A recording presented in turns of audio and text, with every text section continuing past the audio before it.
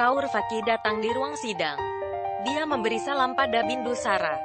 Bindusara bertanya padanya, apakah Anda memiliki petunjuk tentang siapa yang menambahkan racun ke dalam makanan yang Anda masak? Beritahu kami jika Anda tahu sesuatu. Hasilnya bisa melawan Anda jika Anda mencoba untuk menyembunyikan sesuatu. Saya harap Anda memahami akibat dari situasi ini. Pelakunya akan dihukum. Susima bertanya pada Kaurvaki, apakah Asoka datang di dapur? Kaurvaki ingat adegan itu. Makanan belum siap ketika ia datang. Hal ini tidak mungkin kalau ia telah menambahkan racun. Pangeran Susima, Rani Charumitra dan Rani Dharma juga datang ke sana. Charumitra mengatakan padanya untuk mengingat batasannya. Anda bermaksud mengatakan bahwa saya akan mencoba untuk membunuh anak saya sendiri. Kaurvaki menjelaskan bahwa maksud saya adalah, saya tidak tahu siapa yang melakukan ini. Saya tidak tahu. Orang-orang terus datang dan pergi sepanjang waktu. Bindusara berkata, bagaimana mungkin bahwa Anda tahu apa-apa tentang siapa yang datang dan menambahkan racun ke dalam makanan Anda?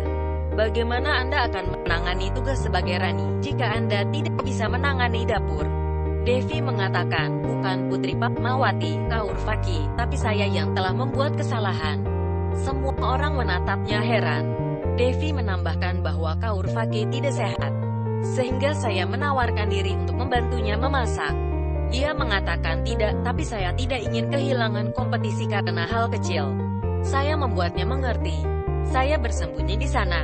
Saya melihat seseorang datang di dapur, tetapi tidak bisa melihat wajahnya. Siamak mengatakan, itu hanya sebuah cerita. Dia mengerti kalau dia akan disalahkan. Dia berbohong untuk mengalihkan kita. Dharma berpihak pada Devi. Dia tidak pernah bisa berbohong. Aku kenal dia dengan baik. Gadis yang tidak bisa membunuh tikus tidak akan bisa mencoba untuk membunuh pangeran. Kaurvaki terlihat berterima kasih pada Devi. Akarya Radagupta meminta izin pada Sampora untuk menceritakan sesuatu yang penting. Racun di dalam makanan itu adalah racun khusus dan tidak biasa. Tidak mudah bagi siapa saja untuk mendapatkannya. Kedua pangeran tahu bahwa Anda akan membunuh yang lain jika salah satu meninggal. Mereka tidak akan melakukannya. Saya yakin ada orang ketiga di balik semua ini. Karena ia sangat tahu, itu akan membuat jalan untuk menyerang Magadha, karena Magadha akan menjadi lemah tanpa dua anaknya. Bindusara menyadari bahwa Gondana bisa berada balik itu. Jika dia dapat menggantung mayat, maka dia juga berani masuk dalam istana untuk menambah racun ke dalam makanan. Kali ini dia telah melintasi semua batas. Apakah Nirnankus mengatakan sesuatu tentang Gondana? Asoka menyangkal. Saya yakin itu akan terjadi. Sebuah kilas balik ditampilkan. Nirnankus menangis ketakutan saat air dituangkan ke arahnya melalui pot tergantung di atas kepalanya. Dia berteriak bahwa ia tidak tahu apa-apa tentang Asoka. Asoka dan Radagupta melihatnya. Kilas balik berakhir. Bindusara mengumumkan bahwa kalau Nirnankus tidak mengatakan apa-apa dalam waktu 2 hari, maka ia akan diberikan hukuman mati secara terbuka. Gondana harus menyadari. Gondana harus mendapatkan pesan ini, bahwa kami tidak akan membiarkan dia dan para pendukungnya hidup. Saya merasa Putri Padmawati, Kaurvaki, dan Devi tidak ada hubungannya dengan insiden tersebut. Tapi Anda telah melakukan kecurangan dalam kompetisi. Dharma menghentikannya untuk menghukum Kaurvaki. Ia menerima kesalahannya sebelum ada banyak orang di sini, berdiri di depan kita dan menghadapi semua pertanyaan. Dia bahkan tidak menyalahkan Devi. Ini menunjukkan dedikasinya. Susima menimpali Dharma. Bindusara bilang, aku percaya Dharma lebih dari dirimu, anakku. Aku membebaskan Devi dan Padmawati, Kaurvaki, dan segala macam hukuman. Charumitra berpikir, ternyata bukan aku saja yang melakukan ilmu hitam pada orang lain. Tapi Padmawati ini telah mempesona pada anakku. Kaurvaki mencakupkan tangannya dan berkata, kami berterima kasih kepada Anda untuk memaafkan kami.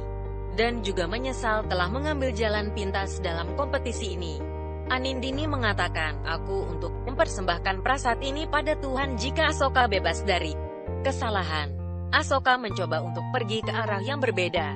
Ia bertabrakan dengan Kaurvaki. Dia jatuh dan Asoka memegangnya. Asoka berkata, aku harus mengatakan sesuatu kepadamu. Mereka berdiri terpisah. Asoka mengatakan, berhati-hati. Kamu akan jatuh jika kamu kehilangan fokus. Kaurvaki menjawab bahwa orang yang merasa takut akan bisa kehilangan fokus. Kamu berpikir tentang dirimu. Asoka mengatakan, sepertinya kamu senang dengan pilihanmu, Susima. Kaurvaki mengatakan, jika kamu kecewa dengan pilihanku. Anindini datang pada Asoka. Aku membawa prasat untuk Anda. Asoka mengambil itu darinya. Dia menyarankan untuk berbicara di tempat pribadi nanti. Akarya Radagupta memanggil Asoka setelah itu. Lalu Asoka pergi. Anindini berbalik pada Kaurvaki. Untungnya kamu telah diselamatkan hari ini. Tapi kamu telah kehilangan dalam kompetisi. Aku yang memenangkan kompetisi memasak. Rani Dharma yang mengatakan itu. Sekarang kita imbang. Aku unggul dalam akting. Kaurvaki menjawab bahwa itu sangat jelas. Saya telah melihat semua itu. Tapi Asoka tidak akan jatuh dalam perangkap seseorang yang egois sepertimu. Dia pergi dari sana. Kata-kata Asoka bergema di kepala Kaurvaki.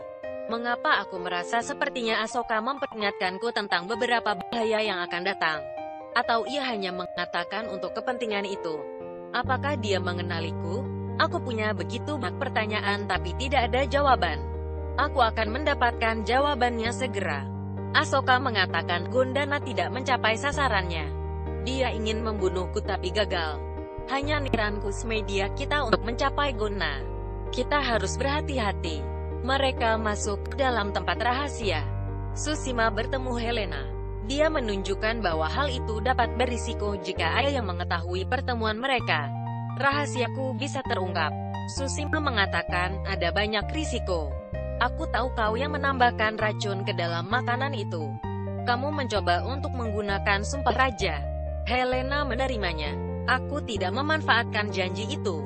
Asoka telah menjarah harta kita, jadi aku bereaksi dengan marah. Itu adalah kebodohanku. Kamu juga melakukan kesalahan yang sama. Percayalah kepadaku. Aku hanya ingin membunuh Asoka. Aku harus berpikir dengan baik, tetapi aku membuat kesalahan. Ini tidak akan terjadi lagi. Saat ini bukan waktunya untuk melawan antara diri kita sendiri. Pertama-tama, kita harus menyelamatkan Nirankush. Dia akan mengatakan kebenaran pada Asoka untuk menyelamatkan dirinya. Kaurvaki mencari Asoka. Dia berada di koridor yang sama. Dia menghilang dari tempat yang sama. Kaurvaki menemukan kain yang berada di bawah prasat yang diberikan oleh Anindini. Aku yakin ada beberapa jalan rahasia di sini, tapi di mana itu? Dia bersandar pada hiasan dinding yang membuka pintu ke jalan rahasia. Dharma menepuk bahunya. Bagaimana saya menemukanmu di semua tempat yang tidak biasa sepanjang waktu? Mengapa saya merasa kamu menyembunyikan sesuatu dariku? Asoka meragukan kedatanganmu. Saya percaya keraguannya sekarang. Apakah kamu menyukai Susima? Mengapa kamu mengikuti Asoka? Katakan padaku yang sebenarnya hari ini. Apa yang kamu sembunyikan? Kaurvaki menangis memeluk dirinya. Dharma menenangkannya dia. Maafkan aku. Aku tidak bermaksud menyakiti Anda. Aku tahu kau milik keluarga yang baik. Mengapa saya merasa bahwa ada sesuatu yang tidak saya sadari? Kebenaran yang tidak bisa saya lihat. Beritahu saya jika ada sesuatu seperti itu. Percayalah padaku. Saya akan memberitahu Anda terlebih dahulu jika saya bisa. Dharma mengatakan, tidak ada masalah. Saya punya solusi untuk masalahmu. Dia mengajak Kaurvaki bersamanya. Pada malam hari, Susima berjalan diam-diam di koridor istana. Dia menghindari dari mata semua tentara. Dia mencapai jalan rahasia, tetapi menemukan Asoka di sana.